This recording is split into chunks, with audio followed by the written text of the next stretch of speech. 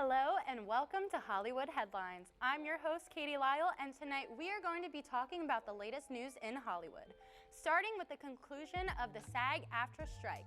Hollywood Headlines starts right now.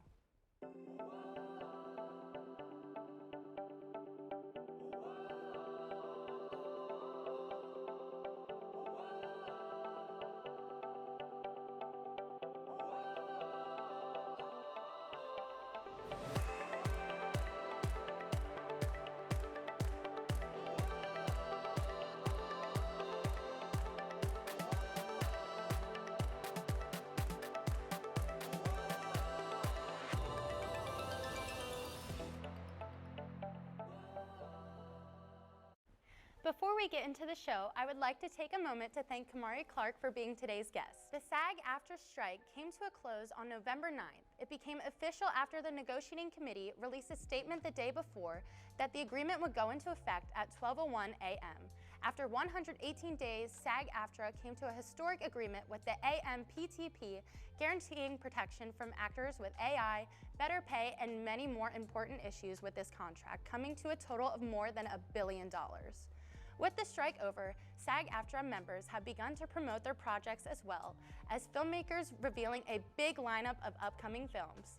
Kamari, how do you feel now that the SAG-AFTRA strike is over?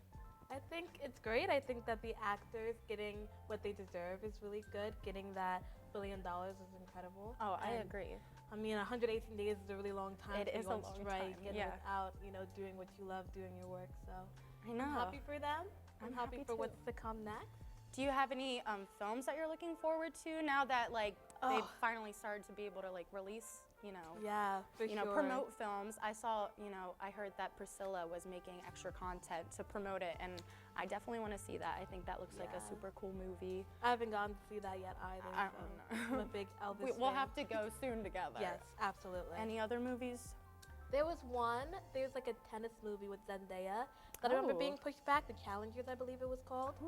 I don't know, I saw that it was supposed to come out, I think this November, and it was pushed back, so I'm excited to see really? The new release Pushed date back when that comes out. They still have to release that. Yeah. That'll be exciting. Yeah, I know. I love Zendaya. I do be too. good. She is a talented queen. Yeah, she is. Okay.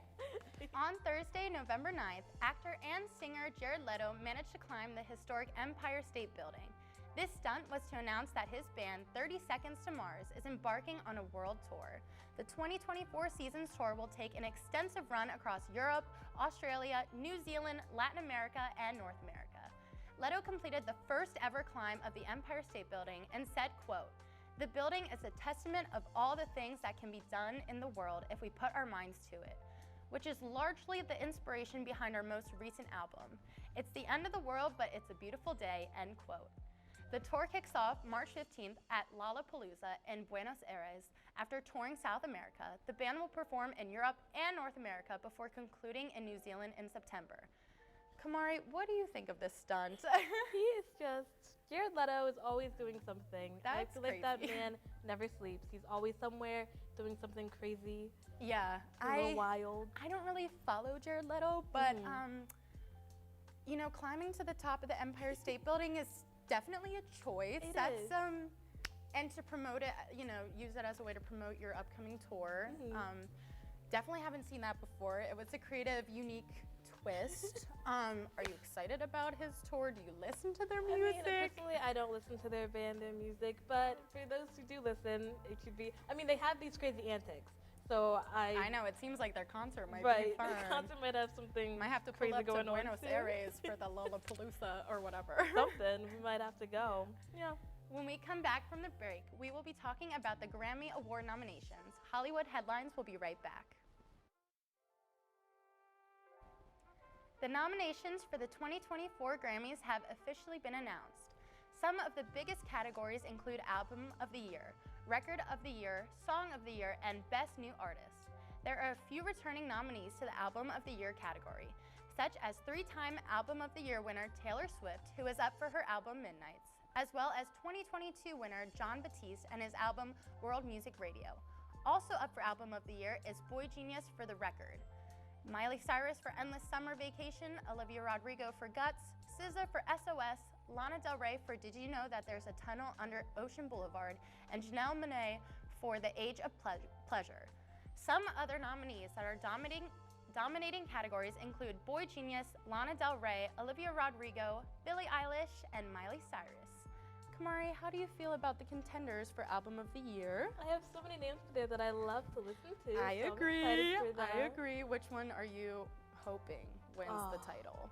I don't know. You know, I'm a Lana fan. You know, I love Miley Cyrus. I know. I can't lie. I love Miley Cyrus, but I haven't listened to her new album, which is a little fake of me. Like, I swear, I feel like the only album that I fully listened to on that list was SOS by SZA. Okay, yeah. And as much as I love SZA, I'm kind of over the album. I think she did a great job writing it. I think just like I overplayed it personally, but I think she still deserves a Grammy, like either way. That's just me saying like I hear the song Low after every single song that plays on Spotify, and I am so tired of hearing that beginning part. But yeah. I love SZA. Yeah. I loved her for so long. When her collab with Rihanna a couple years back, I've loved her since then. So I feel like she deserves something. But also Boy Genius, they were just on SNL with Timothy Chalamet, I believe. They were the musical guest, I think. And they're so cool. I haven't heard much from them, but I'm definitely a new fan. They're cool. Okay. Like, they look like they're cool, like a cool band. I think that they should. I think one of the smaller artists should win. I'm sorry. Taylor Swift, she's great, but like... We love her, but someone new. Someone new. Someone new would be cool. It's lights out and away we go in Las Vegas this weekend. Vegas is preparing for a Hollywood takeover at the first Formula One race in Sin City since 1982. F1 will debut its Las Vegas Grand Prix with an approximate 4-mile straight track through the infamous Las Vegas Strip. Hollywood stars and A-listers have been landing in Vegas for the past week, getting in on all the action and entertainment. The city that never sleeps greeted the 20 current F1 drivers with a chorus of Elvis impersonators, sparkly custom jackets, light shows, and fireworks. An opening ceremony on Wednesday night saw performances from John Legend, DJ Tiesto, Journey, Keith Urban, 30 Seconds to Mars, J Balvin, and many more. Some of the world's most high-profile chefs, including Gordon Ramsay and Guy Fieri, and offering special dining events at their respective restaurants all weekend. Additionally, David Beckham and Shaquille O'Neal are hosting a race party on Saturday night. Mark Wahlberg is hosting a nightclub party, and Ben Affleck and J-Lo are hosting a benefit poker tournament. As for racing, drivers will set track times on the street next to the iconic structures of the Strip for the next 3 days, and will race for the win on Saturday at 10 p.m. Pacific time. What do you think about F1 coming to Vegas? Katie, you know I love Formula One. I know you do. You know I love racing. Being in Vegas is kind of crazy. We have 2 other U.S. races, Austin, and we also have Miami. But now we have Vegas, and let's see their glam. I mean, just reading all of that, I think I want to be at the F1.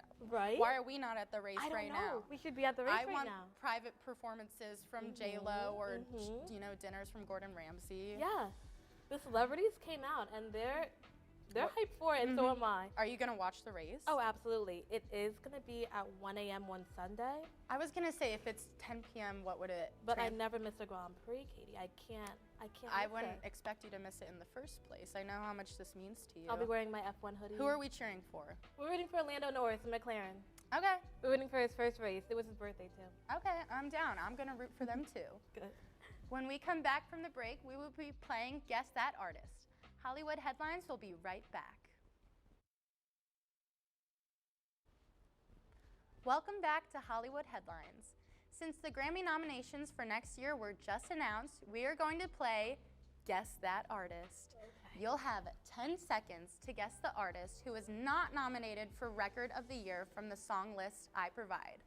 Kamari, are you ready? I think so. All right. Okay. Your choices are Flowers by Miley Cyrus, Dance the Night by Dua Lipa, Kill Bill by SZA, or Vampire by Olivia Rodrigo. Your timer starts right now. Okay. 10. Okay. It's not gonna be SZA because it's not gonna be Olivia. We talked about Miley. 3, 2. Dance the Night by Dua Lipa. Final 1. answer. I don't think I saw her name on the list. Okay, let's see. And the correct answer was Dance the Night by Dua Lipa from the Barbie movie. Yay! Yay! I think you cheated. No, I'm just kidding. When we get back, we will be talking about the upcoming Garfield movie. Hollywood Headlines will be right back.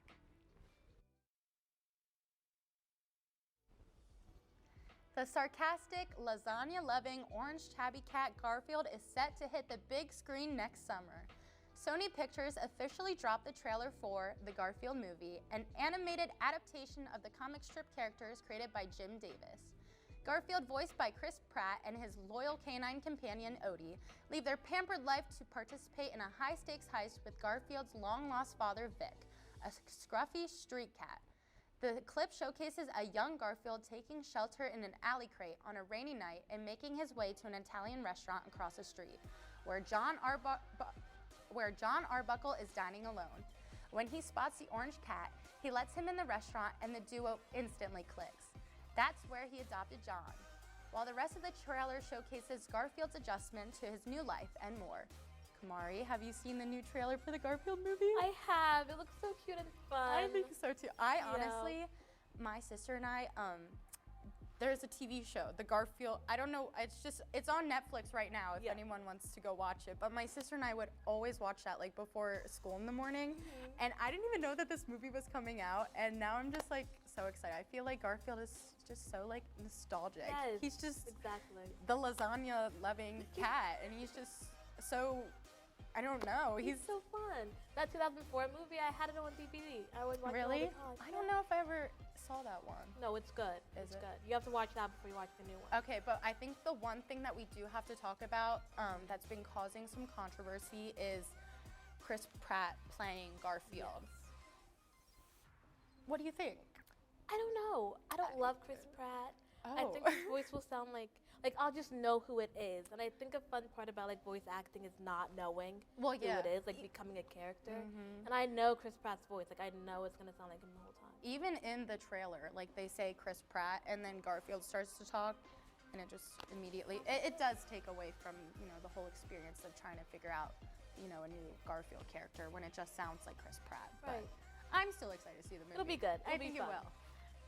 Well, that's all we have for tonight, but make sure to come back next week for the latest news in Hollywood. A big thank you to Kamari Clark for coming to today's show. I'm Katie Lyle. Have a great weekend, Millersville.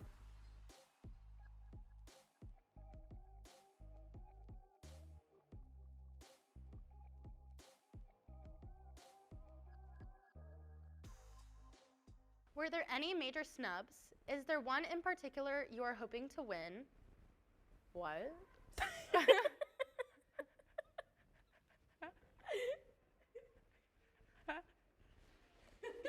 there may have been a miscommunication. Georgia said you ate with that delivery. I said. Okay.